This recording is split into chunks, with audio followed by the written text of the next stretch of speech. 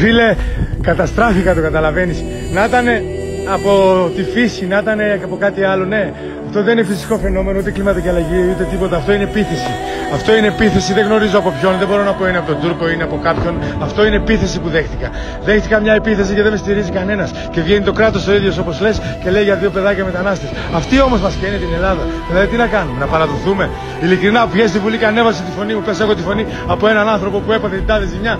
Πείτε το, απαντήστε μου τι να του πω, πες αυτού εγώ που με ρωτάει στον δρόμο, κύριε Παπαδάκη, έπαθα αυτή τη ζημιά, τι θα γίνει. Τι θα γίνει, φίλε. Ανέβηκα πάνω το πρωί με τον παπά μου και θα πέθαινα από τη στεναχώρια του, ρε φίλε. Παρατήρησε τις φωτογραφίες, έχουν καεί τα πάντα.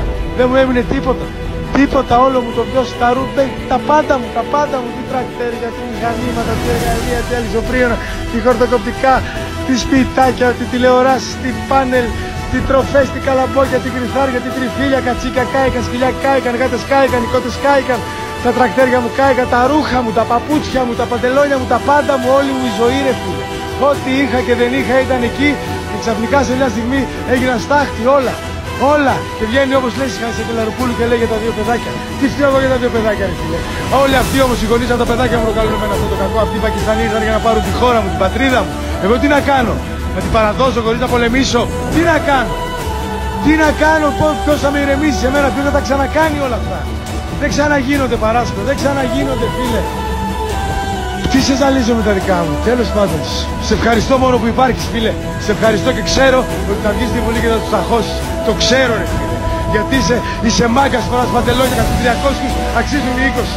Μπορεί να λέω και πολύ, μπορεί να λέω και πολλούς 20. Βοηθήστε το κράτος στην Ελλάδα, την πατρίδα μας, ρε. Το έθνος μας, την πατρίδα μας, εμάς. Τον Εύρο, όχι η Αθήνα, δεν είναι μόνο η Αθήνα, Ελλάδα. Είμαστε κι εμείς εδώ. Έχω να κοιμηθώ 3 μέρες. 3 μέρες. Έχω χάσει τον ύπνο μου. Θα κι εγώ ήμουν ζωντανός. Ζούμε σε πόλεμο, αδερφέ. Είναι πόλεμος, υβριδικός πόλεμος. Μας επιτίθονται, μας καίνε τα βουνά, τις περιουσίες για να έρθει μετά ο Τούρκος να μας φάξει. Ζούμε σε πόλεμο και η κυβέρνηση κοιμάται. Καταστράφηκε όλο μου το βιός. Το μαντρί μου, τα σπιτάκια μου, οι καλύβες, τα τρακτέρ μου, τα δισοπρίωνα, τα εργαλεία μου.